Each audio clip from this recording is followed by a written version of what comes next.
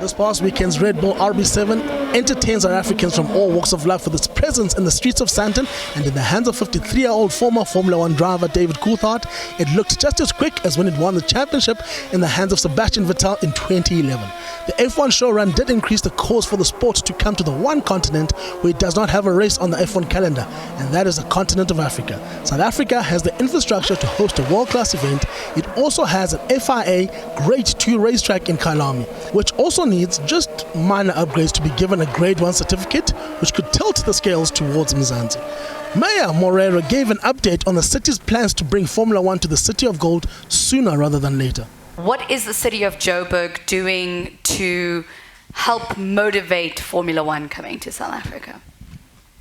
Well, we are part of the discussions with the other two spheres of government. You'd know that Gauteng government had actually started the process around 3 years ago, 2 to 3 years ago, with an intention to try and bring Formula 1 to Gauteng.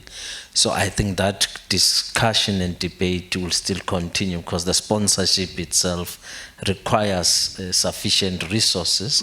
But from an infrastructure point of view, we are well placed to host the event. So I believe it will happen. It will happen quite sooner than we thought.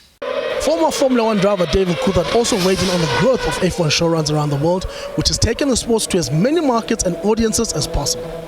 I think this is why, not because I'm sitting here with a Red Bull shirt on, but just sincerely, I think the Red Bull do more for promoting motorsport and creating opportunity for young athletes across the board, whether it's in what you could refer as sort of niche sports like spinning, because that hasn't developed in Europe, I believe, in the same way, but through promoting local markets and creating opportunity for publicity.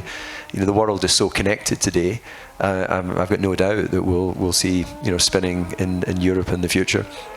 And yeah, I think that there's an appetite for motorsport beyond just the 24 races, and that's why Red Bull do all the events they do, and Formula 1 are looking to do more events away from Grand Prix and more shows and things that keep people engaged and you know, feed the appetite for the fans to get access to Formula 1. As we look to grow our global footprint as a country, we need to expose our citizens to world-class things which have managed to get global success in the hope of learning and maybe even being the drivers of the world-class standard one day, despite our humble beginnings. As government, we have a responsibility to do that as we continue to enter into these contracts, to explain to citizens that of course the cost must be higher, but the benefits will be much bigger than the investment that you have already put in. You can take simple events that we host annually.